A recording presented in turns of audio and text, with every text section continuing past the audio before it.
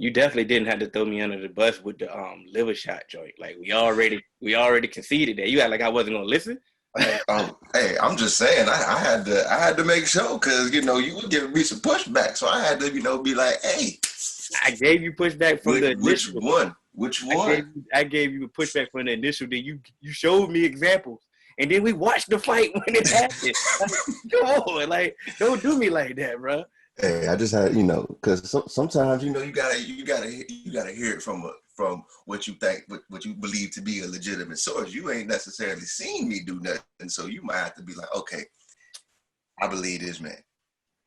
Yeah, and to AJ's point, like we've only talked about it as spectators. Like that's the first professional boxer that we've ever spoken to about it, and I think.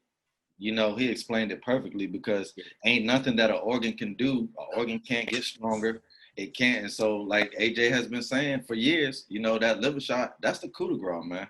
That is absolutely the coup de grace. If you put someone down with that, and you know what? I think back to everything I've seen in boxing. Anytime I've seen someone touch the canvas from a body shot, the fight has been over. When you get hit, when you get touched in the head, miraculously, sometimes they can still get up.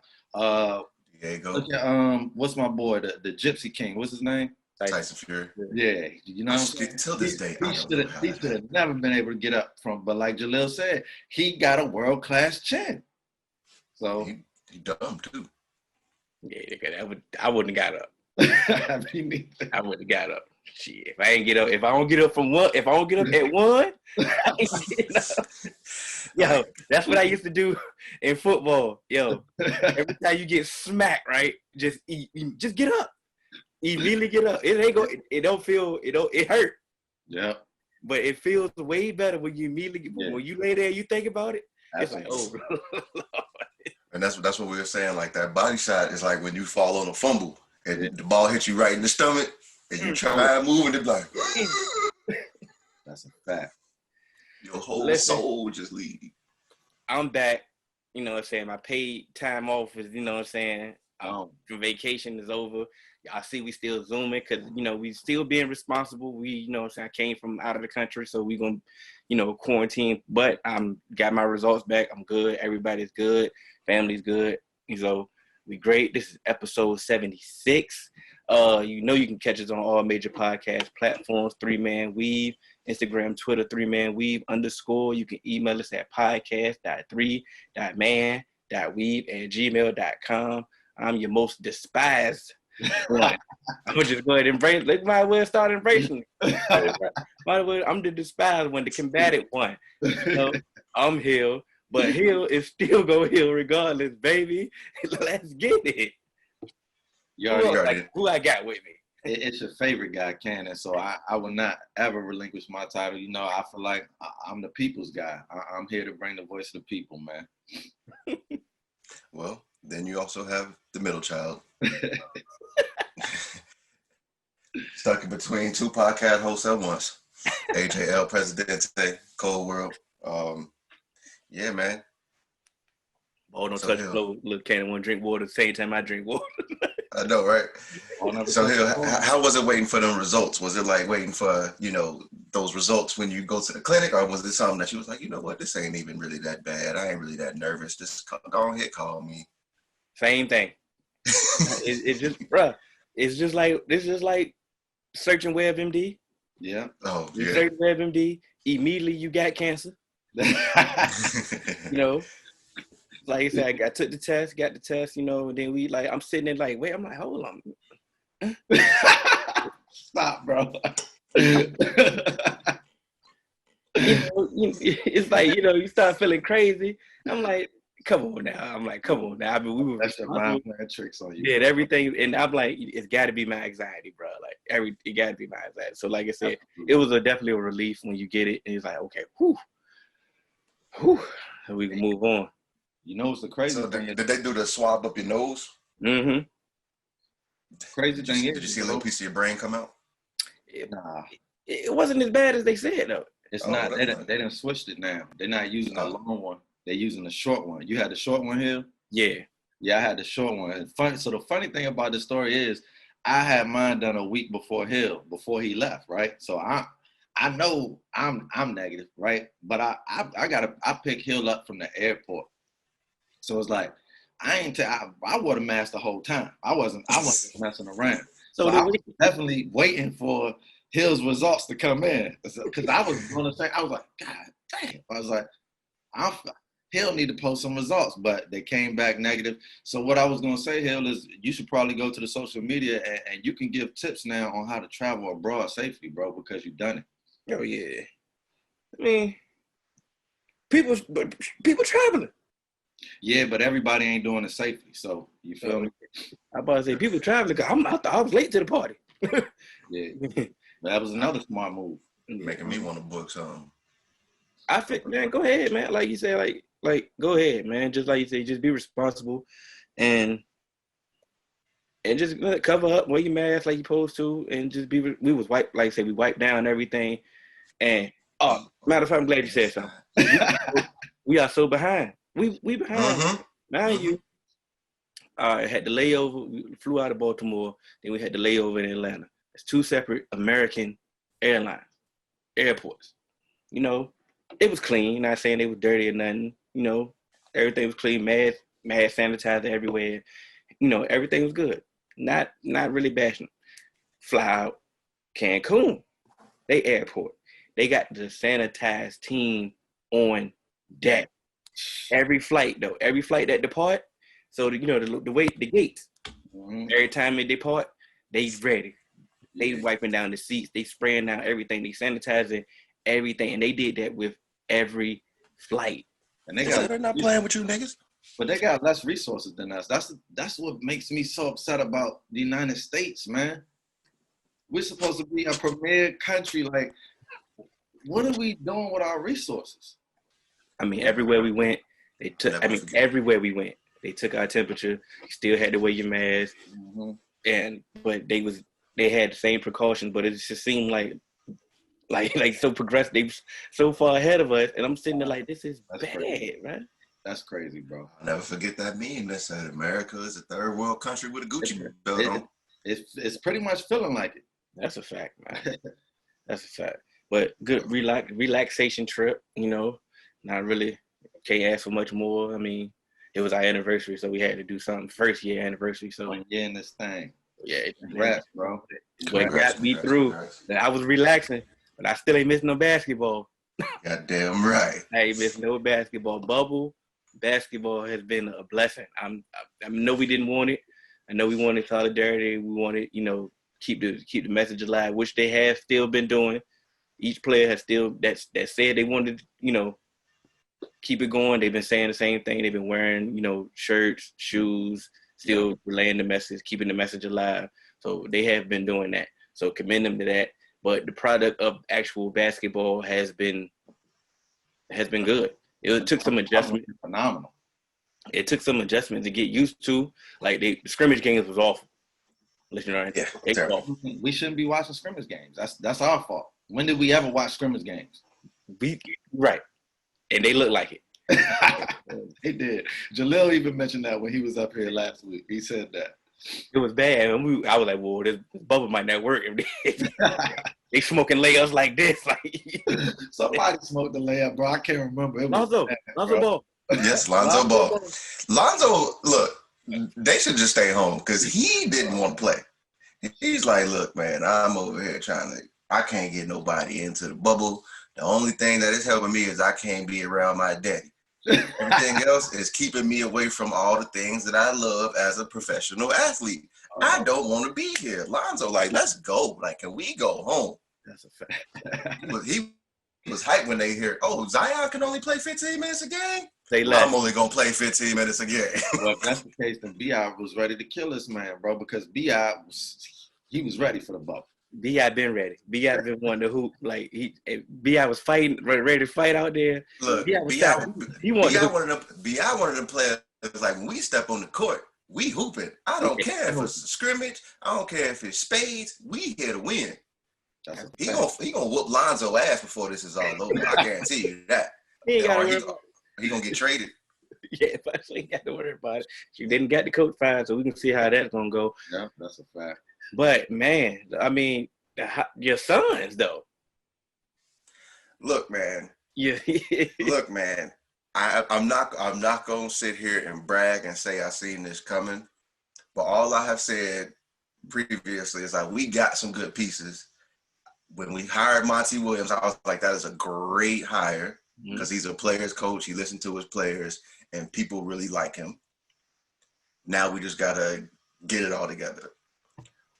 We have to find our lineups, and like I said before, we didn't have Kelly Oubre, but when we got DeAndre Ayton back, I always said he can hoop. He just got to get better on the defensive end. He can't be a liability. He not only got better on the defensive end, but he started shooting threes. Ben Simmons. So it's like, yo, top to bottom, we have talent. We have good young talent. It's just you gotta bring it all together. And people forget Devin Booker been in the league for a minute, but he's still super young. Yeah, add the beam. Add the beam, bro. Don't leave it off. Devin Bean Booker. That's the whole name, bro. Look, so you know, you always know the boy gonna hoop, and Cam Johnson, the rookie that we reached for, quote unquote, he doing exactly what he doing.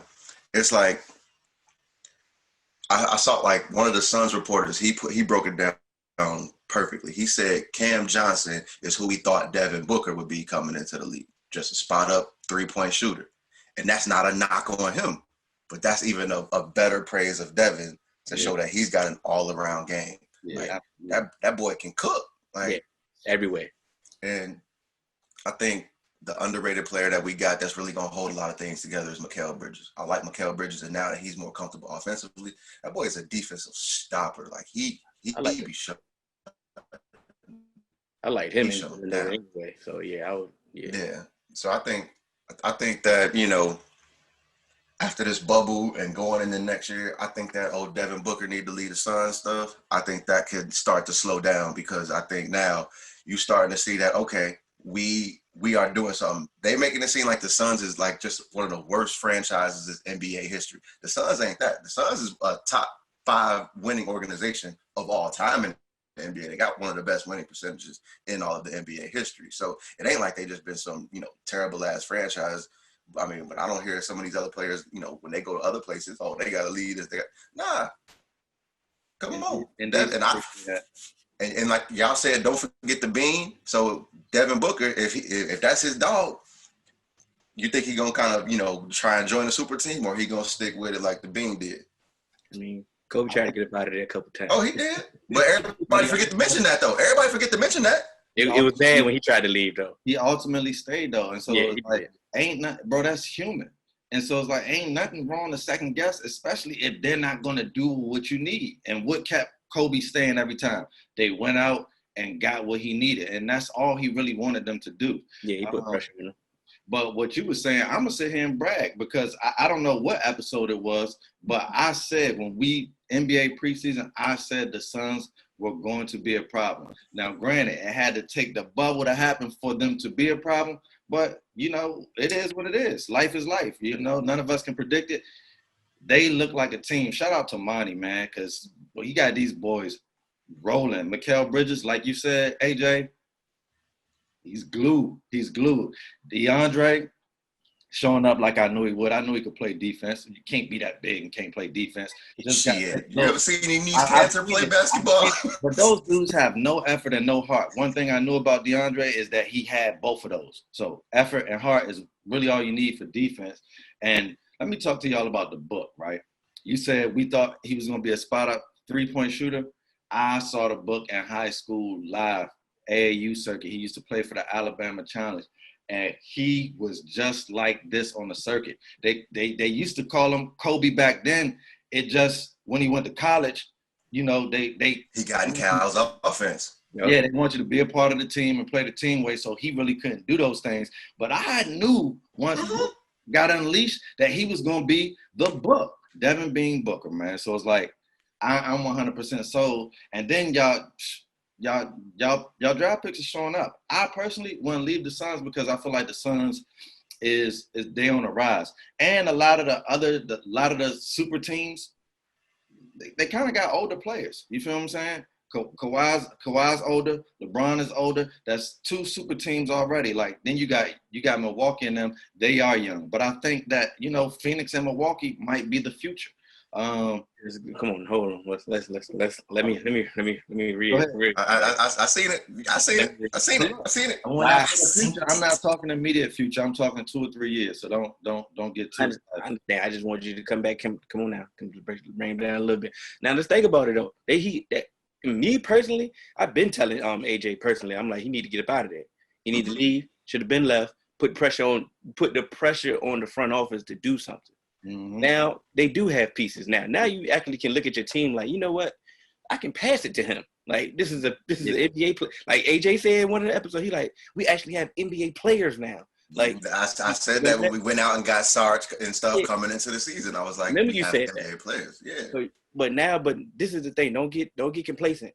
Don't let up. Don't get hype off the 8-0 bubble. I'm talking about like basically Booker. Don't get hype off the 8-0 bubble. And nobody cared about us. We didn't have no televised games in the bubble and none of that. Think about it now. The Grizzlies is a year away. They too early. Yeah. They way too early. Nobody expected the Grizzlies to be where they were. They was the 8th seed basically the entire time. Mm-hmm. They waited till the bubble to start tricking it. But understand, I'm not sold on the Pelicans, but they're a young squad too. They're a young squad too coming. Let's remember, but the Warriors are gonna be back next year. Yeah, it's gonna be trouble. It's gonna be tough for these Suns to still crack this 8th seed next year. The Blazers is still wasn't supposed to be as trash as they was. They had a lot of injuries. And just so happened, bubble saved them and they made it to the 8th seed, but they not gonna be as trash as they was either. So it's like, I think the bottom like 3 for the 7, 8, 6, 7, and 8th seed is gonna be real competitive because once again, DeAndre Ayton dumbass got suspended for 25 right before everything popped off. So I think that hurts a lot of the chemistry early on as well. And then Aaron Baines, he was balling for us, but we actually didn't have him. So that's that second unit is actually really good because now going into the next season, we didn't have Aaron Baines and Kelly Oubre in the bubble. And so those 2 other pieces, so that just adds to the depth. So who knows, like you could either put Mikal Bridges or Mikal Bridges or Kelly Oubre on the second unit and let them take over, or you can have them together and then put Cam Johnson on the second unit. So Monty has options now. Yeah. So I think, like you said, Memphis, Portland, all like those bottom teams, like for that playoff, that race there is going to be real competitive. And hold on, who knows what other teams going to fall off? The Thunder ain't supposed to be here. Bring up the Thunder. They not supposed to be here. Yeah, they not. And they about to get a Rockets hell in this first round. Schroeder. That's my 6th man of the year. That's mine.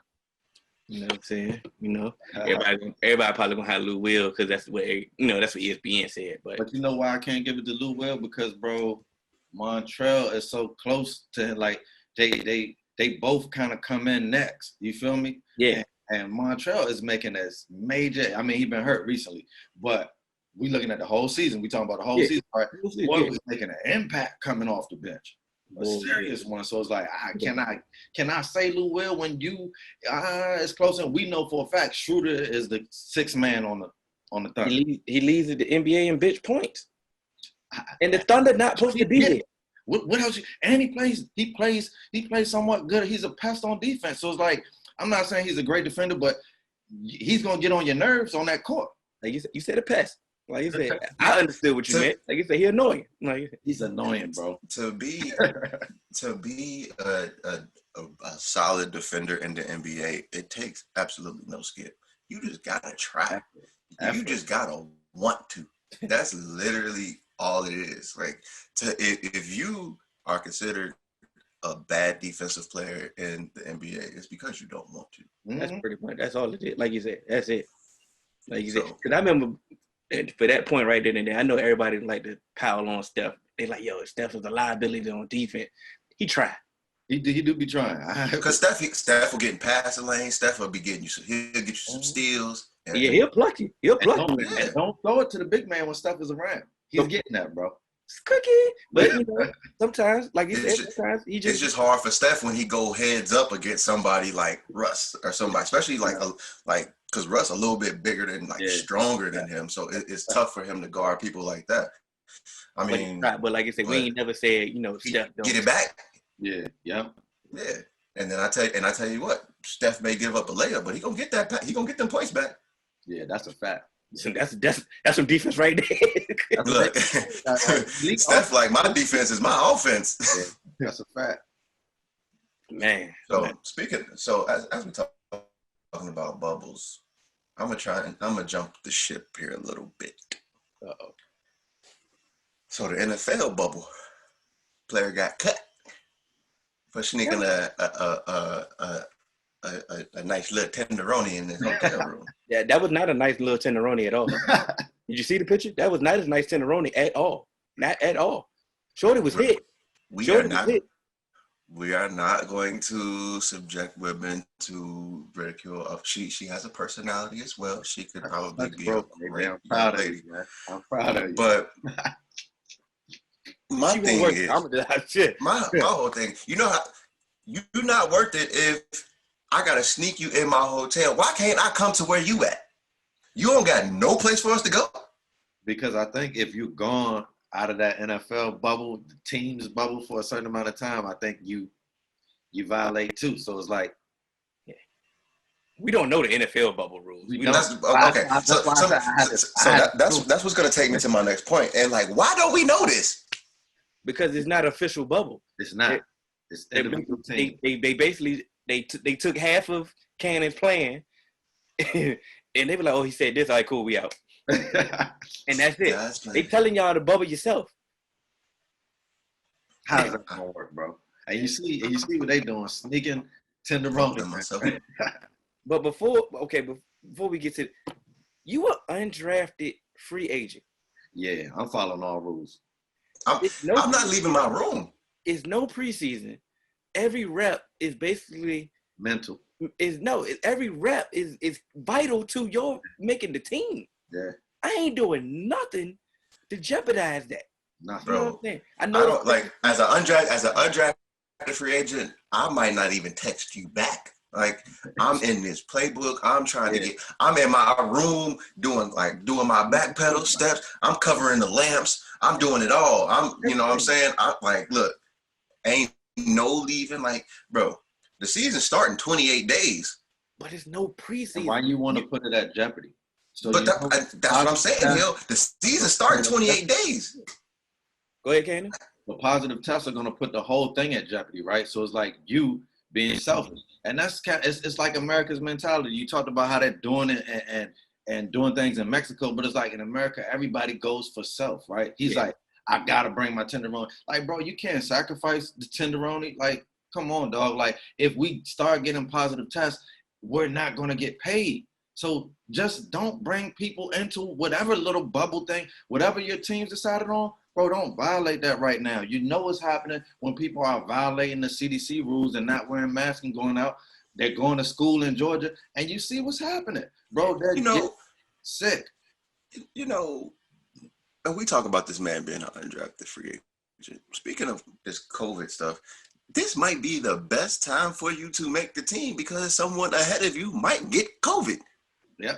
Like, just all you got to do is just be there, be present, and make a little bit of noise during the first couple games and get your reps in during practice. You can look sweet as hell during practice and might just stick around and make the IR COVID list or whatever, like be that on that practice squad. And somebody, you never know what might happen. You never know. And you know what's crazy? Let's say, I bet you, Sierra could have came to the bubble.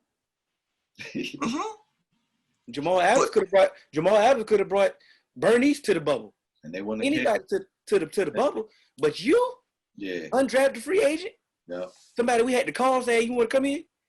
You are expendable. Yes. So now we're gonna make you a meme. We're gonna make you an example. We're gonna show you what not to do. You are the poster child of what not to do. Obviously, you really probably wasn't that good because you went undrafted. Of course, we got some undrafted stories. I was about to say I wasn't even gonna say that. Not even that you're not that good, but we don't know that you that good. So you got to prove yourself. And guess what? Now you about to be working for an insurance company, bagging groceries, or wherever the hell you about to be at. Because I don't think no other team gonna sign you now. Because it's more in the NFL. It's more about talent, right? It's about player conduct, and you clearly don't make good decisions. So it's like that's really why you went undrafted. Your decision. I can't trust your judgment, so I can't trust you on my team. And did you see Shorty? Just you can't trust his judgment. I ain't pulling the AJ. You cannot trust his judgment right then and there, bro. Shorty was not worth it. Come on now. But what I can say is, ain't no piece of pussy ever been good enough for me to risk my job. Throughout history, I don't care. Dramatic ball. Name a few. Could name a few, but we know that won't it. That won't it. Yeah, that won't it. No way. See when I see you, Shawty. Yeah, no way. But let's off the bubble. Back to the bubble. We're still in the bubble. Back to the bubble. We went to the NBA bubble. Yeah, because I want to say something about the NBA bubble. Go ahead. Oh, I just feel like, man, the NBA bubble they have taken upon themselves to be a model for the United States, man. It is possible for us to get back to doing some of the things we love if we do like Hill did when he traveled and do it responsibly. I'm seeing a lot of people across America, like on my timeline, on the news, just out and about in close quarters with lots of people, no mask, nothing. No because they turn this pandemic into a political issue. And when I say they, I'm talking about this dumbass president we get. All right, it's a political issue. It's not an issue of common sense. It's not an issue. It's not an issue of just doing the responsible thing. Now it's, they're trying to take your rights away. They're trying to make you live in fear. They're trying to do this, and this. No, dummy, just put on a damn mask. Like, how would you feel when you went to the dentist and your dentist is in your face without a mask on? Huh? You'd be upset. You would be mad as hell. All right, put on a goddamn mask so when we come in contact with each other, it's not just for me, it's for you too. Because now we both have a barrier. That's like, never mind, I ain't gonna use that example. We trying to get back to normal. We trying to make this a short time sacrifice for lifetime paradise. That's what we trying to do. That's what we trying to do. We are the only country that's not back to normal for real. Everybody else is just, you know what I mean? They good now. They good. It's a little bit of precaution still here and there. But this is karma. Trump wanted to build the wall. They said, okay, we got one. Y'all keep all y'all motherfucking ass over there in America. And when you have improper leadership, it just trickle down. It's obvious. It's like, it's crazy. Like, it's pathetic. But we ain't want to get political. This is not a political podcast. We are just a podcast for the people. We just had to let you know how stupid some of y'all are. Adam Silver has been one of the best commissioners of sport. In his short tenure, he might be one of the best.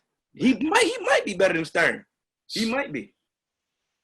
It's gonna take some time. But he's done a lot in a short stint, like you said. And whatever major challenge has approached him, he's been swift. Like, bro, he's swift with the pen. He's not playing around. He's not waiting for outsiders to tell him what he should do. He's doing in his heart what he knows is best for the league and for the people that are a part of the league. But he is listening to the outside. Go ahead. The only thing I can say about Silver that I knock him about the bubble is that Roger Goodell last suspension of Giannis. Like, Giannis wasn't gonna play that game anyway. So you suspend his ass for one. That was the most Roger Goodell shit I've never seen. I ain't mad. I don't want to see players getting suspended for stuff like that anyway. Go back to taking that out. I want to see a little. No. I get that, but to me, like, don't suspend them. It was a rock and a hard place. I get that, but to me, like, hey, fine them. We don't want that here. We don't do that here. Because if you don't suspend him, they already saying it's preparation treatment because he's an MVP, he's a star. Yeah.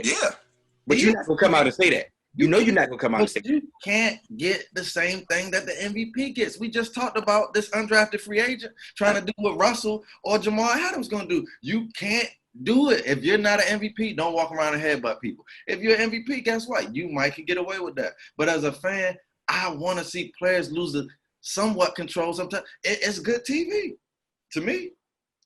Yeah, but but like I said, this is bubble basketball. Like I said, we still want to see the best players. Like I said, we've been lucky enough. We haven't had a lot of injuries other than Ben Simmons getting hurt.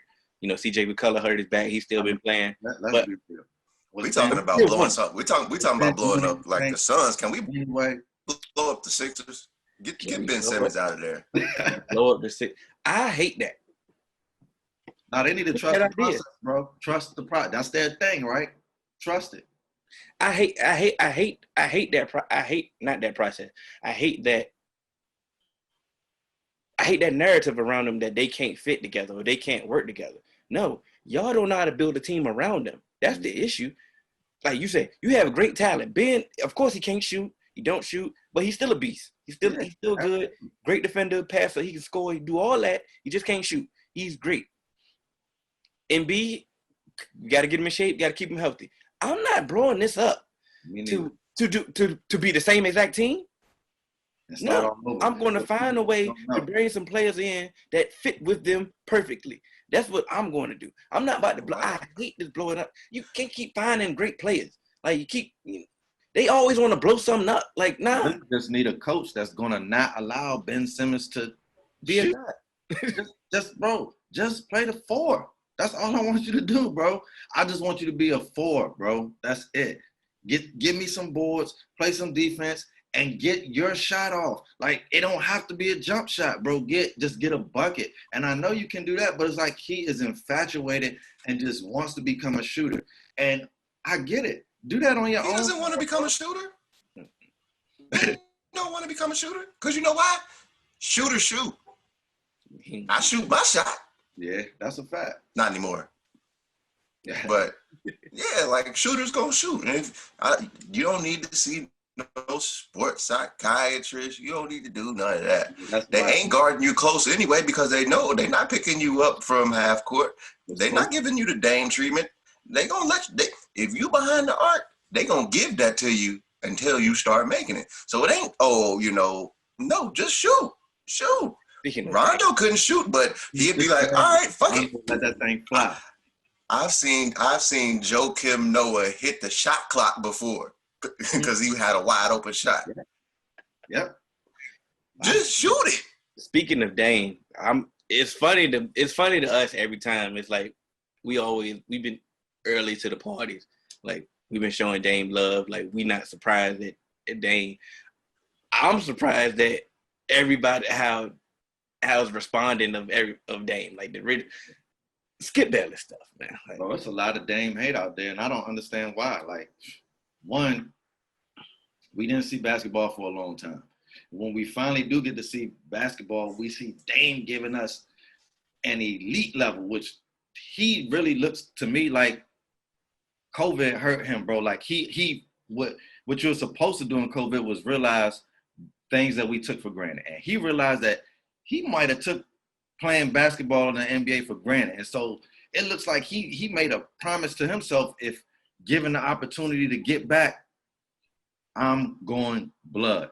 And this man is going blood. He clearly don't want basketball to ever be taken from him again. And we can't appreciate that. We can't appreciate a cold-hearted baller. What? It's crazy. But the fact that pre-bubble, he personally himself was cooking. Cooking, bro. Like, he was cooking. Like, cooking. He was doing this. I was like, say, pre-bubble. They had a lot of injuries. Like, they They say they just got Nurkic back. You know, they got the big man, Zach Collins. They might have lost him. They had to go get Melo because they lost Rodney Hood. Trevor Reason not in the bubble. Like, they lost a lot of people. They had Melo, man. Yeah, a lot of teams. But that's what we said that too. we said that too. But the hate that he's receiving now because he surpassed maybe your favorite point guard. I mean, it's trying to just give it up. I mean, Dame is here now. It's okay. We're not saying that those other point guards are good. Exactly. They're just not as good as Dame. And they're not even playing right now. So it's like, why can't we just appreciate the moment? I'm sorry, guys. Like, what?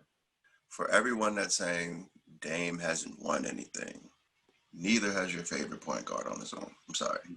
Dame has been the feature guy for a while on his team. Your favorite point guard had someone on his team that was better than him, that took him to the playoffs and got him into positions of being that guy. The only one that I could say really won a championship as the guy was Steph Curry. That's a fact. Steph Curry was he still had lots of support still. Oh, but he was that was his team. He was that guy. Absolutely, I'll give you that. But everyone else, they was along for the ride. Yes, they had a lot to do with it, but it wasn't your team. So for all those who saying, how is Dame, above this player, because he ain't did this, and this, your player ain't did that on their own either. So yeah, I mean, Russ ain't got no chips. I keep people are upset that. Okay, let's do it then. Let's take it there. Like Russ has no chips, so it's like, we want to give him the crown. He been hurt a lot too, and missing a lot too. He hurt now. Thank you. It's like, come on, bro. Dame, like y'all said, Dame has been where the two best players on his team are the backcourt. Backcourt, and when have we ever just seen no type of front court? I ain't talking about this year, but I'm talking about the Blazers in the past, right? It's really just been CJ and Dame. Cause they got better. They got better. The Blazers had got better since they lost LaMarcus Aldridge. Exactly. They got cooked. They had a couple. But they got better. And they were supposed to fall. They were supposed to fall off because they are terrorizing the backcourt and the wing, bro. Dame stepping across half court and he's greenlit, bro. Yeah. No go. And my whole thing is how can you? So Dame made it to the Western Conference Finals, and they got beat by one of the best teams we've ever seen. Yeah.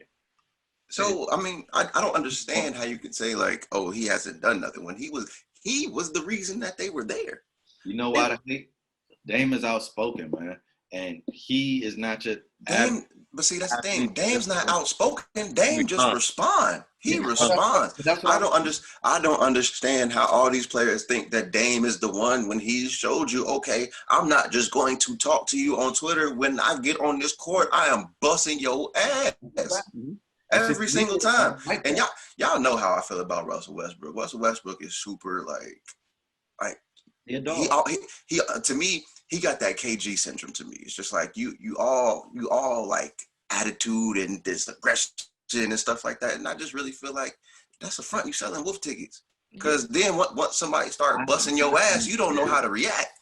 I can't let you KG him, man. You can't KG Russ. Bro. Evidence is. Show me something different.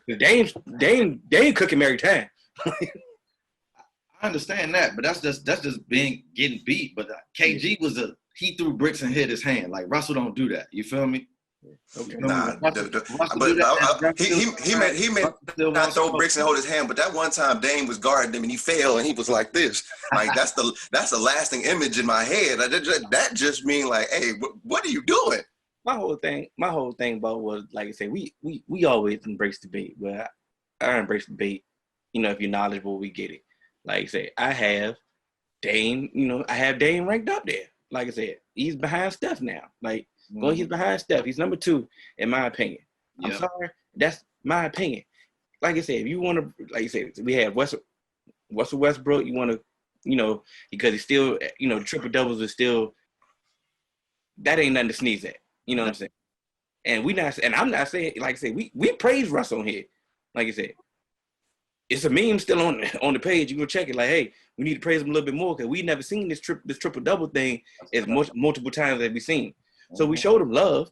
It's just a preference at this point. It's a preference. But we've been early to the party, so don't make it seem like we over here riding waves when if you've been listening, you'd have heard it before. It's just plain and simple. And that's bitch. Say that again. If you've been doing what? If you've been listening, you heard it before. We ain't riding no wave. We are the wave. You know, so just address this real quick about the listening. So many times we post memes on our social media, and they are taken out of context. And the reason they're taken out of context is because people haven't heard.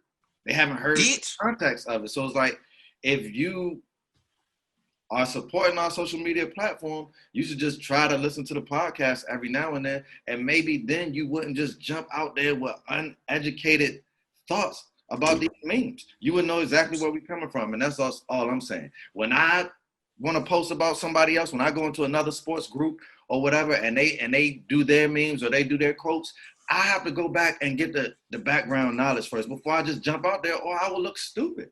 I'm just trying to get free game. Like, don't just hop out there if you don't know what you're talking about. Just that simple, man. What we got next? So, DJ Khaled, he just screamed to the back. The Nas vocals, they're in. Yeah, I can't wait.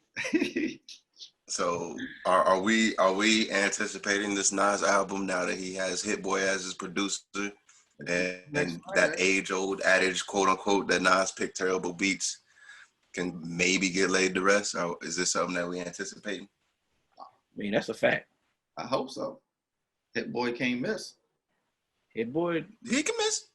I can't, man. Hit Boy. I like Hit Boy, man. I like him. I respect him, but he just not upper echelon as he is, as they rank him. I don't have him there, and the reason why I don't have him there because I got a battle coming up soon against Hit Boy, and I he doesn't put no fear in me. I don't think he should put no fear in you, but I like him, and I think I'm excited for this Nas album. I think it's gonna be different. I think it's gonna force him to get outside of his box. And I think Hit Boy can provide a variety of type of beats for Nas. You know, Nas, he like to stay on those jazzy beats, man, those 1990 beats. And it's like, bro, hang it up, man. Hang it up, bro. That era has came, gone, and went, bro. It's cool for nostalgic purposes every now and then, but it's like, I wanted for years. I've been wanting Nas to get some more heavy hitter beats, and so it's like I hope, you know, that we can see it, just so we can see his versatility. Because every time you hear him on a good beat, he bodies it. Exactly, but for me personally, it's just certain points in life where it's just like I'm not like I understand, you know, who you are, what you've done. But I just ain't really looking for you at the moment. But I'm always open to listen. So if you put out some quality, then yes, I am going to go listen. But as far as something, as soon as this drop, I may not run to it. I mean, depending on what is released, when it's released, I mean, I might get to it. But it may not be the first thing that gets spans for me, because it's like, I understand that you are Nas, but just like, I'm not running to it. The same way with whenever that Kanye, I was like, okay, I mean, it doesn't excite me that you're about to be on some Kanye beats, but I'll listen to it when it comes around. I disagree with you on that one. Because like I said, we've been, like you said, like you stated, like he picked bad beats. So the anticipation of him on good beats or better beats, we know he gonna rap. Like, we know the lyrics is gonna be there, so we just need the production just to match. Mm-hmm. And I feel that, like I said, of course I hate Kanye. You know I hate Kanye, but I felt didn't listen to nothing he put out. You know, but that was a good project. You know, felt there was some good I felt it was a throwaway. What'd you say? He's relied over LES too much over his career, man. I just feel that, but when we come back with him and Hit Boy, I'm going to listen to it. I don't know if on surface, the chemistry, it seems like a chemistry issue to me. Just my opinion. Maybe. I can respect that. We'll see. As long as he's not boxed in with 7 tracks, I feel like he should be able to open up. A plethora. Yeah. But I think, like I said, for bare minimum, we know the lyrics is going to be there. Mm-hmm. You know he's going to be sitting, you know, he's going to have content. He's going to be saying something. And Hit Boy, like I said, he's not trash. He's just not, you know, He not trash. So he know who he dealing with. Yeah. He know he not about to give him these Drake beats. You know what I'm saying? So he know who he dealing with. It should be a good album. And it's been a while since he put out an album. So. And the last album was 7 tracks. So it's just like, well, is that really an album? Yeah, that was an EP. Good little EP. Good little, some throwaways right there. Some good. I can support this one because it's not with Kanye. Yeah, I feel you. I respect it. I'm gonna listen to it, man. I'm a Nas fan, and it's like I ain't got nothing else to do. It's like music drop. I listen to music, so it's like I listen to local artists when they drop. So it's like, I get on my bike and I put on the new album just to see what it do, and I'll find what I like, and then I'll move from there. So that's like working out. Can you actually understand and get the right feel for the music while riding your bike though? Absolutely, man. I put one ear pod in so I can still hear like traffic or something, but I be locked in, and it's like you could just double tap on your pod to go back or go forward. So it's like, I've been listening to local artists, D Floyd, man, for a lot of money bags, man. And D Floyd, man, still have chords. PC artist. He been getting me through the bike rides, man, for sure. So that's different for me. Like I definitely not hate. I don't listen to new music in the gym. Now I may give it if it's a 30-minute joint and I know I'm doing my cardio, yeah, I may listen to it then, but like doing my actual workout, I can't listen to new music because I can't grasp on what I'm really hearing or do I really like it because I'm working out. Yeah, I ain't working out. I'm just cruising. You feel me? Yeah. And it's like I be biking for like maybe we try to do anywhere from 70 to 90 minutes. So it's like it's a good amount of time for me to get some music in. Mm-hmm. For me, mostly like when I work out, although my fat ass don't really work out no more, I'm listening to R&B because as I've learned in like growing up, high school, playing sports and stuff, if I'm listening to rap or something upbeat, I don't have no control like over my emotions. Like, and I start getting sloppy. So R&B kind of keeps me in, like reined in. So if I'm lifting, I'm using the proper form and everything. If I'm running, I ain't looking up. Next thing I know, I done sprinted, a quarter mile and I still got three to go and I can't make it. You know what I mean? So it just helped me keep my pace up. That's a fact. And plus, I just naturally listen to R&B a lot anyway. Although I do listen to a lot of rap, but just like if I'm just like I'm an R&B head. Like if you go through my playlist, like my library, I got so much R&B, and I think it's because now I've grasped at like how amazing like female women artists are. Mm-hmm. So like for a while I didn't listen to women singers and stuff like that because I always thought like I can't relate to that or nothing like that. But they make some good ass music. So once I started listening to women artists, I don't listen to rap no more for real unless I'm like about to do something. Like you give me the aux and we drive and we about to listen to some Snow Allegra, Sabrina Claudio or something. So don't never give me the aux when we about to go somewhere because it's gonna be some sleepy ass music on this ride, and I might start singing too. And I can't sing. Pass it out. We're gonna listen to something. We're gonna kill 4-5 people on this ride. You know what I'm saying? We'll kill 4 I mean, if we gonna take it there, I got it. But like if we just ride to the stove, then what I ain't gonna be crying in the back seat. Yeah, that's a fact. Dope. Let me out. You ride with me, you liable to call a couple exes. Yeah, you go. No, I ain't. Oh man, but that's funny, man. But that's a fact, AJ. That's one thing. Like, bro, you will mess around and sprint listening to some rap music, and now can't finish your workout because you done burnt out.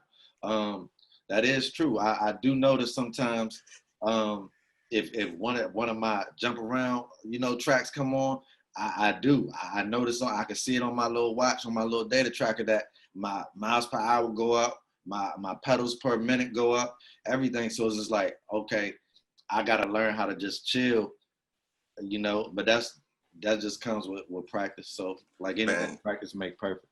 I went for a little run like 2 weeks ago, and Crunk Ain't Dead came on. I had the ice pack both my knees and an ankle. I'm out there like that stop sign. I'm like, shit. Crunk ain't dead, but I am. Shit, I'm sweating just thinking about it. Yeah, I just started laughing. Hoodie on, man. Because I couldn't find my shirt. And we keep our thermostat on 78 around here. Don't even talk about thermostats, bro. I'm sorry, Cannon. And they told me Wednesday too, bro. Wow. Oh, hell no. Nah, listen. But God has looked out. It's 70 something, and where I'm at, so it's like, bro. It ain't really hot. The fans so it's like, if God can get me to Wednesday, I would be grateful, man. I'm gonna be grateful regardless, but I need to Wednesday, because if it hit 85 or higher, it's a wrap, bro. Yeah. And it's gonna be on Zoom doing taking an ice bath on Zoom. I'm going to Hill's crib. Pull up. Shit, Hill's sweating over there. Shit. No, I'm glistening. Oh, my bad. And it's not. I'm not even sweating anymore. Actually, that's just the life. That's just the life. Yeah, that's. I ain't even sweating no more. I did take a shower before we started recording. I was a little hot. You know what I'm saying? I ain't sweating no more. You know what I'm saying? That ain't nothing but the reflect. Nah, I ain't got no cut. I'm about to take that off. But how much time you got left? Where we at? Where we at on time? I can't see. I can't see. Zoom don't tell you how long you been on. We just been recording. So fuck it. Keep on going. Say nah. Yeah, okay. We did have a supporter question, didn't we? Y'all want to get that? Oh yeah, damn! I forgot all about that supporter question. We don't forget about our supporters. Supporter question in a while. Y'all don't support us? Y'all don't support us. We love y'all though, man. We love y'all. They've been, be quite honest though, they've been real active in the Facebook group. I love that, man. People been getting their thoughts off there, like, you know, getting their thoughts off there, posting stuff there. So it's so much fun being with y'all in our Facebook group, because y'all don't know the hell that we went through in some of these other Facebook groups. Wow. So now that we can actually just relax on our own, like we just have fun with y'all, man. Man, it really do feel. It do feel good. Y'all really don't understand what we went through. Cannon got called a crack kid. I got called a race baiter. Yeah, I got that same. I got called a race baiter too. And sometimes I literally just was talking about a black athlete. They're like, "Why you got to bring race into it?" I'm like, "I'm not. He's just black guy." So like for real, y'all don't think black. The fact that our Facebook group is active and it's growing, and like that's the fact. We definitely appreciate that, and we appreciate Instagram as well. Instagram still we still posting there. We still get the interaction, the DMs there. We get it all. We like all the interaction. Like I said, we the voice of the people, so we keep it going. My guy, Danny Hambone. I met him in St. Lucia. Oh. That's the thing. I met him in St. Lucia, and the funny thing about it, he went to Virginia State as well. He's a little bit older than me, but you can tell how the world is so small. Like somebody that I actually went to school with, and he lives in Massachusetts, so I had to I go to Massachusetts for work, so it's like the world is definitely small, yo. Right. So 6 degrees. Read that. Okay. I got you. So Danny says, I have a question for you on your podcast. Will Dak Prescott show he's a better quarterback now because he's under Mike McCarthy? And are we seeing the limitations of Aaron Rodgers now that he's no longer under Mike McCarthy? I think that's an excellent question. And the reason why I like the question is because I don't think it would have been a topic unless he brought it up. And that's really why we need the supporters. And wow. And to the rest of the supporters that send us questions, take notes of how thought out this man's question is, man. Don't just send us these surface level questions that we can answer with one word. Mm-hmm. Like his question is going to take a deep dive. So shout out to him. So AJ, you first, because No. Let's unleash the dragon. Let's unleash the dragon. Go ahead, heal. I don't know what. The floor is yours. I was about to jump right here and dive first in that thing. Y'all been on this, y'all been on this part. Y'all know for a fact that I hate Scott Linehan with everything in my mouth. Yep. But, bro, that's what Dak been dealing with since he came in the league. He had to overcome an inept offense, a vanilla game plan every week, week in and week out, like a predictable offense, no game planning, no getting your wide receivers open. You just running out, you just running the same exact plays and just telling somebody to execute and be better than somebody. Now you have an actual coach that has coached 2 Hall of Fame quarterbacks that know how to use their weapons. Like, of course, okay, McCarthy, he got comfortable. He got comfortable his last couple years in Green Bay. But you know what gets you uncomfortable? Getting your ass fired. Yeah. So what happened was, you're like, all right, they got stagnant. They got, it is what it is. But his track record speaks for itself. And on top of that, okay, whatever you say, what you got to say about Dak Prescott, it is what it is. Cool. These are some of the most weapons that Mike McCarthy has ever had. That's a fact. Come on now. We're just unleashing some of the things that one of the best. Dak Prescott is a top 10 quarterback right now, and he's been held back. Yeah, without Mike McCarthy. Without Mike McCarthy. He can't do nothing but get better because you have somebody with a proven track record on getting quarterbacks better. And once again, I've never understood. Hold on, AJ. That's a 2-part. No, because we're gonna stay with the part 1. Okay. Yeah. Okay. Yeah. So my whole thing is first and foremost, I've never understood the Dak hate because, like Hill said, if you watch the Cowboys game, if you've seen more than one Cowboys game, so if you watch 2 Cowboys games, about a third one, you could predict plays. Mm-hmm. I can I literally can start calling out plays, and you kind of get an idea. Okay, where's the ball going to? Is it going to be a run play? They're handing the ball off to Zeke, and the routes that they run are fairly simple. And like Hill said, you got to go out there and just execute and be better than the person across from you. But when you look at, say, Mike Thomas, people always talk about, oh, all he does is run slants. Well, them slants be getting him wide the hell open. And if you know all he's running is slants, why is he open? Because Sean Payton schemes him open. Why wouldn't you try and get your best player open? That's a fact. Why would you just say, hey, you're good, go be gooder than him? No.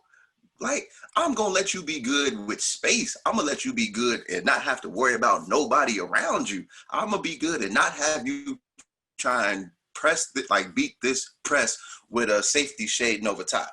I'm going to do everything that I can, put you in motion, have you come out the slot, do whatever the case may be, just to feed the player. Poor guy, man. Look at the damn spectrum. Yeah. But you also didn't just say, here, just run right behind the center. God damn it, my connection is unstable. Am I good? Okay. All right. God damn it. But yeah, so I don't understand how you could say Dak is overrated. Dak has been doing this with handcuffs on. Dak has been doing this. If I know the plays, I know the defense know the plays. So so it's just pure, like Dak's been doing this off of pure execution. He ain't been doing it because somebody's been making it easy for him. And people want to talk about, but the great quarterbacks. No, the great quarterbacks, they are in systems where, it works to their strengths. They get people open. I don't know of a great quarterback who was in an offense where it was just like, okay, go be better.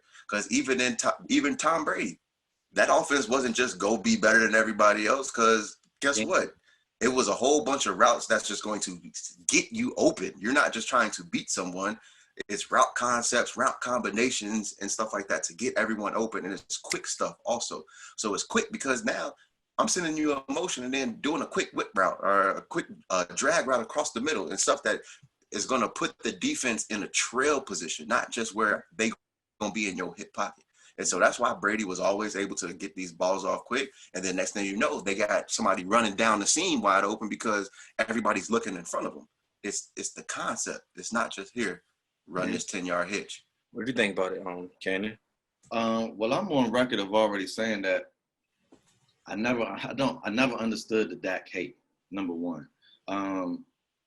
he's a top 10 quarterback. Period. There's no way around it. Whether you like how he looked or not, but you do have to understand that he had an inferior coach in my eyes, head coach. Like everybody, if they want to start with Scott Linehan, no, I want to start with Jason Garrett. I never liked Garrett as a head coach, even though he was able to get a lot of wins under Romo and all that. But the Cowboys did have a lot of talent. Mm-hmm. Now you bring in, fast forward, he did relinquish the reins a lot more to Scott Linehan under the Dak era. And I think that Scott did some good things with Dak his first year, just trying to, bring him into the NFL. But he never wanted to grow after that. He just kept him in there, right? And it's like, bro, I've seen Dak do more NFL type things at Texas A&M. So it's like, why are we sitting up here acting like he don't have an arm, like he can't read defenses? He can clearly do all the things that you need an NFL quarterback to do, which is why he's a top 10 quarterback. So now you think about it. Hill said it. You're bringing into me a Hall of Fame coach, right? He's not retired yet, but there's no doubt in my mind when Mike retires, he's going to be a Hall of Fame coach. He has a track record of working with quarterbacks and getting the best out of them. I never thought that Aaron Rodgers would have been who he is, right? He became the bad man under Mike McCarthy. Mm-hmm. And I'm not even going to go to the second part yet, but I just, listen, man, but everything that's going around, that's how I already felt about that. Now I feel like with the contract situation, he got a chip on his shoulder. And he got somebody who's going to believe in him. Why would Mike McCarthy want to go there if he didn't believe in that? Talk to him. So now you got a quarterback a coach who believes in a quarterback. You got a running game. You got a passing game. And you have a defense. So it's like, I don't see why this thing really can't be successful. I see a great year coming from Dak, which saddens me deep to my soul. But it's just like AJ said, put the defense in trail positions. Everybody in the league is doing rub routes except for the Washington Redskins and the Dallas Cowboys. They're the only two teams that don't do rub routes. The only two teams. And I'm looking at other places like you get receivers that's not even good. They get yak yards and doing all this on teams. And then you have a decent receiver, and we can't even scheme the man open because you're doing these basic plays that you never change up. Because to me, Jay Gruden is just like Scott Linehan. He had his whatever playbook he came to Washington with. He never changed it. And I'm sorry. Yeah, you did say that. But I'm sorry to bring the Skins into this. But I'm just trying to give them examples No. Who? Of what it looks like. Bring who into this? The Washington football team. You're right. Okay. I apologize to anybody that I just offended with that. But I wanted to use that example because that's exactly what happens when a good player is handicapped by an inadequate coordinator or coach. And that's simple to me. And so, yes, I think you nailed it, Danny, with the question, man. Yes, I think Dak is going to do much better under Mike McCarthy. Let me just say something here. You talk about rub routes. We assume CeeDee Lamb is going to be a good NFL receiver.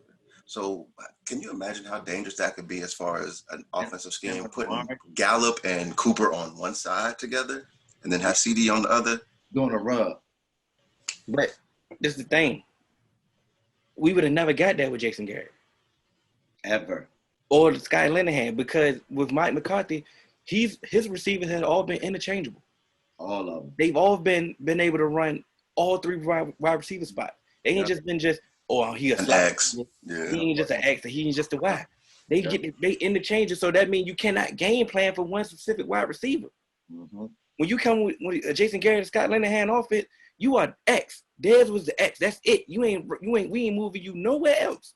Which is stupid. He threw up the X for a reason because that's all he was. And Beasley, slot. He doing nothing else. Every He's time. doing nothing else. Now, and I'm gonna show y'all the prime example. Did Randall Cobb ain't never looked like ain't do this in Dallas. Randall Cobb ran. He was everywhere. Now, to be quite honest with Randall Cobb, he was better in the slot. Don't get it wrong. But he did everything in Green Bay. You got to keep. But when he came to Dallas, he was just solely slot. Yeah. That's it. Slot. That's it. You don't do nothing else. Now he was better in the slot. That may just be his position. Don't get me wrong. But what I'm saying is, what I'm that's what I'm highlighting. Because he went to the Pro Bowl before, mm-hmm. and you use them everywhere. You just don't put him in one, because if you got him on the same, you got him at one position. You know, limits your route concepts. You know what? Like they only can do but so much from the slot. You feel me? Anywhere, even outside. Yeah. You got to move them around. You have to, or you can easily game plan them out. You can double team them. You can do everything. You can. But how are you going to create mismatches and leave everybody at a designated spot? Thank you. And that's when you come at the press conference. You just say, "Yeah, we just got to execute better every week." Like, come on, bro. I'm not trying to. I'm so glad Jason Garrett is gone. I'm so glad he's in New York too. Second part. Are we seeing the limitations of Aaron Rodgers now that he is no longer under Mike McCarthy? I believe this is only 50% true. Because the reason why I say I believe it's only 50% true, because the new coach definitely wants to run the ball more. Right. That's his whole thing. He wants to run the ball more. And on top of that, they have Devontae Adams and who else? And let's talk about the O-line. The O-line is because I believe it was Bakhtiari who was hurt a lot last year, and he's their best. And that's what I'm saying. So he's their best offensive lineman, and he's always hurt. And then let's not forget, I mean, it's Devontae Adams. Who else? Your O-line ain't that good, and it's getting Aaron Rodgers hurt, and he's 36. No, but so it's just like, I won't say it's necessarily this is not necessarily saying are we seeing the limitations, but we are seeing the lack of, hey, Aaron, it's more so of, hey, Aaron, go be Aaron of old. Not let's put some more pieces around him so we can keep this going. It's more That's why he was the Aaron of old, because he had pieces. Mm-hmm. We've had this discussion, but even then, it's like, you can't say I have pieces of, then and still ask me to replicate this with God. You still can't ask me to replicate this down the line without the stuff that I had to do it with. That's like saying, hey, make a pizza and you don't give me no sauce, no cheese. All you give me is dough. I can make you some bread, but I can't make you a pizza. I can't make that pizza again.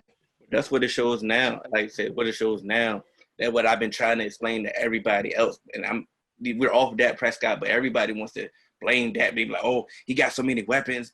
It's because of the weapons. It's not because of Dak Prescott. And I'm trying to highlight to everybody, every quarterback needs weapons. Every quarterback needs. You're not about to just go out there with plumbers, like.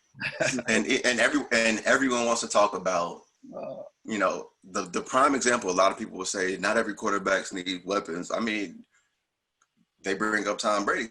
Tom Brady had some weapons. It may not be what you think, but they were perfect weapons for what they were running. They didn't need, to have, AJ Green, Julio Jones or something like that, because that's not the routes they run. The reason why they can run out there with these 5'8" white dudes is because guess what? The thing that they love to say about them, the code is not quick but fast. You know what I mean? They're in and out those breaks and stuff like that. And then, but he had Gronk for a lot of that stuff too. So you look at those runs, like once he got Gronk, and they also took off. They also kept they keep running backs that can produce. They're not. They literally will have but they do their jobs, man.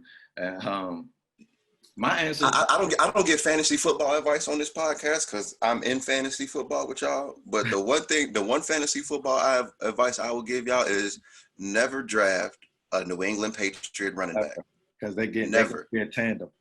Because you will think that he will have a 175-yard, 2-touchdown game, and then will be benched for the next 4 weeks. Yeah. You never know who's going to be that lead running back. That's a true statement. Don't ever get fantasy football advice from AJ. If he's in the league with you, he definitely sabotage you. I'm definitely a recipient of that sabotage. He sold me a bill of goods. and he knew he was in multiple leagues with me. He knew I was gonna go out there and believe it because he's my bro. They didn't know he was gonna do me like that. But go ahead. The hate is real. No retort for that. Go ahead, hate is real. I didn't know such thing.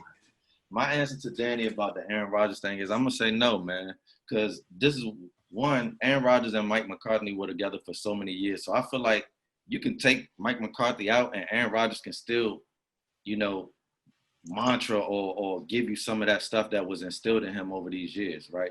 And I just think it's a growth process with him and LaFleur and their coaching staff, right? And so one is going to take time. One, is LaFleur, does he know how to get the best out of all the positions like Mike McCarthy? Maybe not, but it's a work in progress. And like AJ said, he's an older guy. He's an older guy.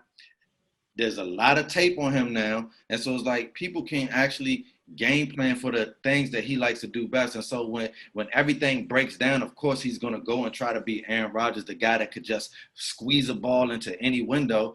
And, as the older he gets, that ball is going to squeeze through those windows less and less and less. So I just think it's actually attrition to why we're not seeing the same Aaron Rodgers. But I don't think we can write him off just yet. I feel like there's still some good years Aaron Rodgers left.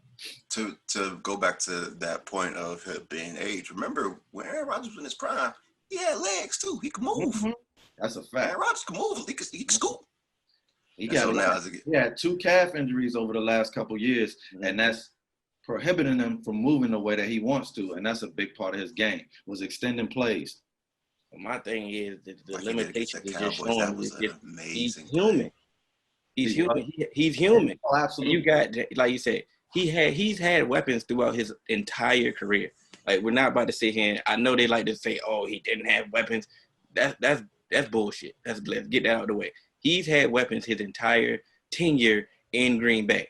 He may not have had a defense, but he had some offense, and that offense was productive. Defense. Yeah, and that offense was productive. Now all of a sudden you just have Devontae Adams, which is he's a top 10 wide receiver. He's a top wide receiver. You take him fantasy hill? You drafting him? Hell no, hey, man. So let me ask y'all this: with the narrative that people, are we seeing the fall off of Aaron Rodgers? Would it have been? God damn it, man! I'm about to connect on through an Ethernet cable, like AOL or something. Yeah, I know. But do you think the narrative around Aaron Rodgers would have changed as far as, the tail end of his career had that man actually just grabbed if they would have recovered that onside kick and he made it to that Super Bowl? Yeah, it would have helped. It definitely would have helped. One play in football can really change the course of your career. Yeah. Look at the call for Dez. That really altered his career, man. So it's like, and I still feel like Dez can be productive that's just like Melo. I'm gonna use the Melo analogy. Nobody wanted him, and now the Blazers got him, and now he's going to contribute in the playoffs. Like, he really is going to be a contributing piece. There's teams out there with trash wide out cores, bro, and you're not signing. I just don't. If Anquan Bolden was able to play until he was 56, I know Dez could at least get a shot somewhere. And that's what I'm saying. And then speaking of Green Bay, I wrote this on the on Instagram somewhere. They should get him. They signed Devin Funchess. You should have got Dez Bryant. Like, come on now. But he opted out. But like I said, Devin Funchess opted out. So my thing is, whatever role that you had for slow Devin Funchess, give it to Dez. You can't give it to Dez? Like, I hope you don't. I'm glad you don't. Not for Dez's sake, but just don't Devin Funchess drop the ball more than Hot Hands Hannon? But he had multiple jobs. But look, man, you don't know who that is, AJ. They don't. They went over their head. We're about to wrap it up with this one. We're gonna finish it up because we don't wrap nothing up over here. You already know how time it is over here with us. But your guy finally spoke. Jerry Jones. Everybody been waiting for Jerry Jones to speak, and they know he couldn't hide his training camp. They know for a fact that when training camp come, you know what I'm saying, we know you gonna be in some front of some camera. So finally spoke, and of course he ain't say nothing that nobody wanted to hear. But that was my thing anyway. Y'all didn't want him to say nothing y'all wanted to hear. But go ahead. But he actually, I feel like, he took the political approach. I don't feel like he said more than what he said in the past, which is, I don't know if you can still grow at his age, but it's like some type of growth. He said he's willing to me. Great. It just watching that did scare me, just looking at him. Man. His eyes was bloodshot. But he said that the one thing that stood out to me is, among everything else, he said he's willing to give grace. He's not just coming out and say, like, I'm going to force y'all to stay in. He said, we're in different times. And we in crazy times or sensitive times is what he said. Mm-hmm. And yes, I feel like that's the political thing, because I feel like deep down he going to tell his players, because that's how he feel, because he did make that clear how he feel about the flag. But we all know that this movement is not about the flag. But I do think that's growth on his part.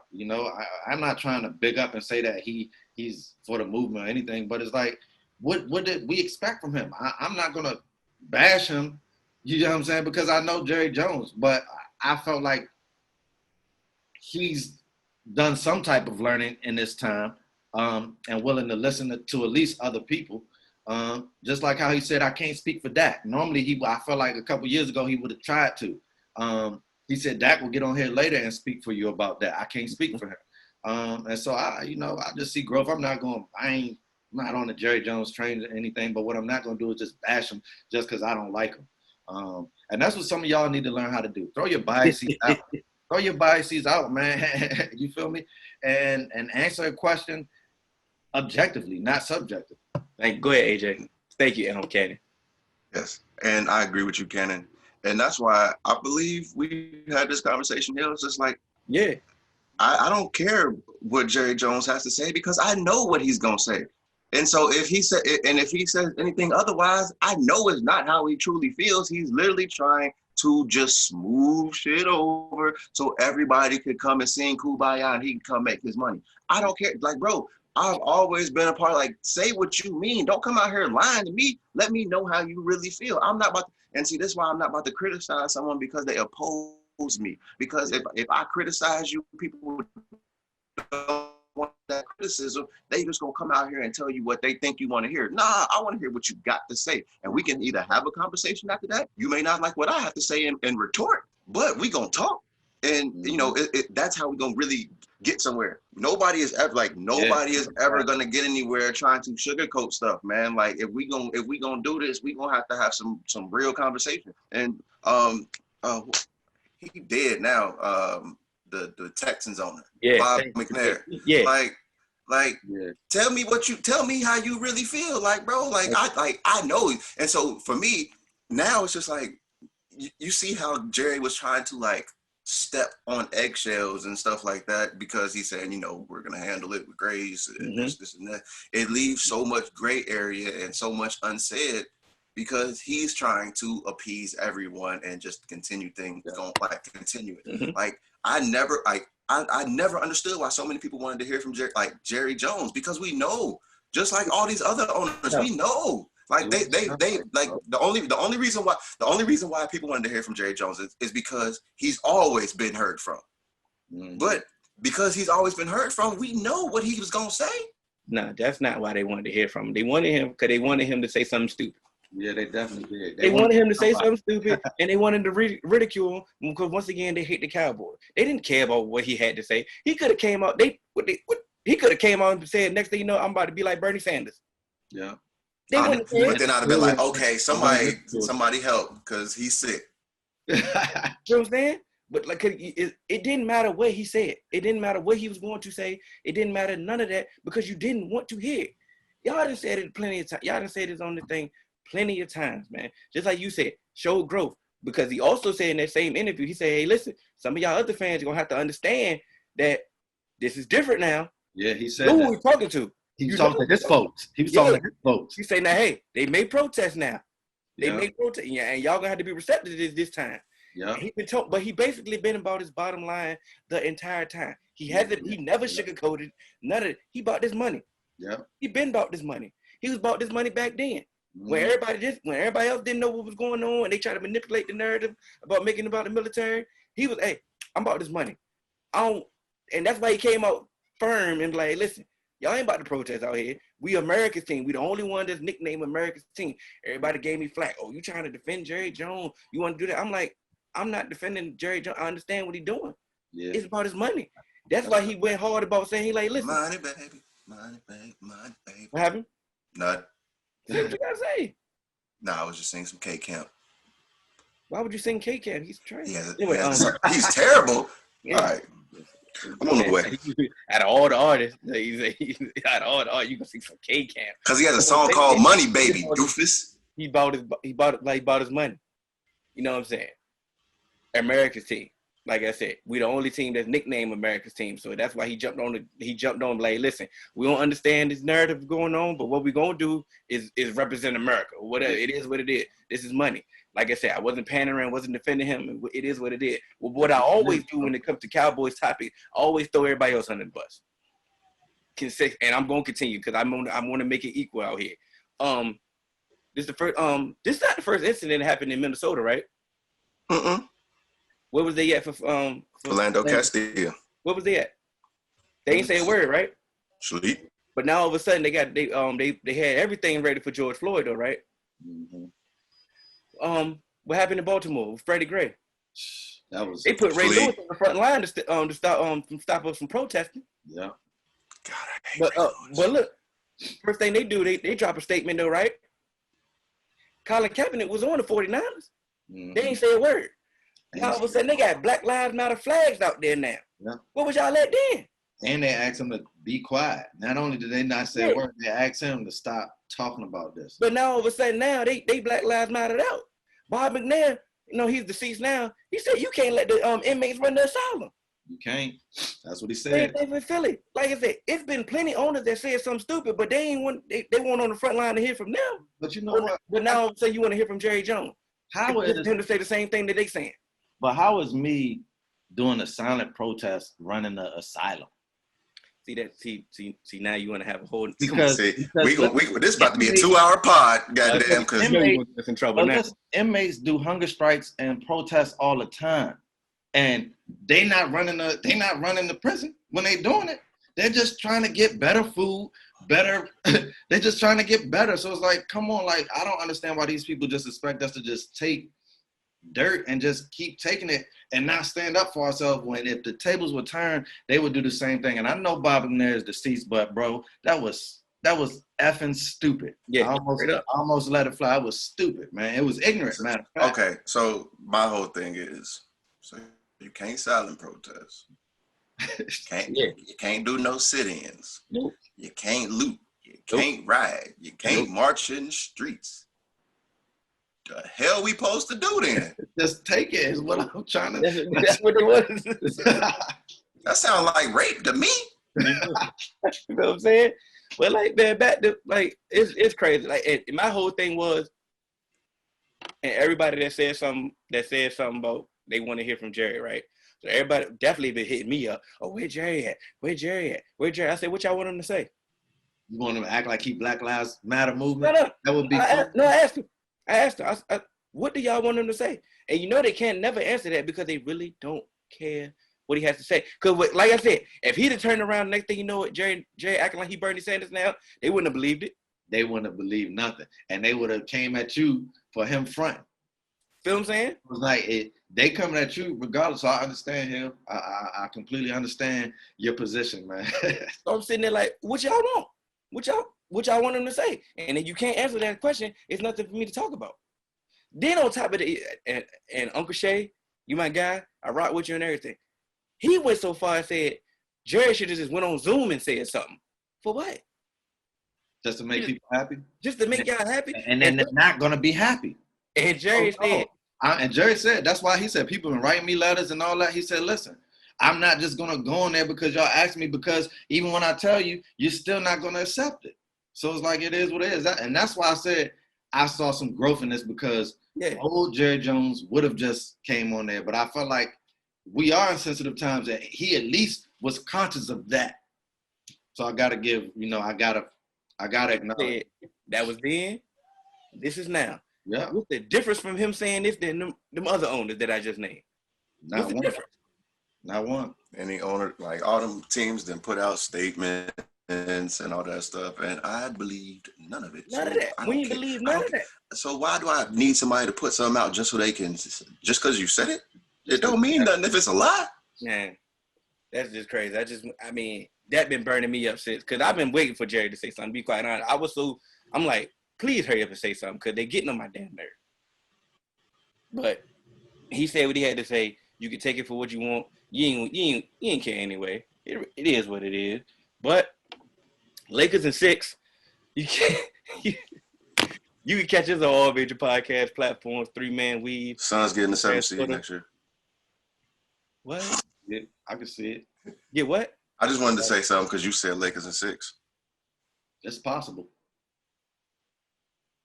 In the show, damn it. Episode 76. You catch us on all major podcast platforms. 3-Man Weave, Instagram, Twitter, 3-Man Weave _. You can email us at podcast.3.man.weave@gmail.com. Suns are definitely not making the playoffs next year, but it is what it is. Really screwed the pooch on that one. We out, man. Doing things you can't believe. It's the 3-Man Weave. We come at you with topics. No, you cannot stop it.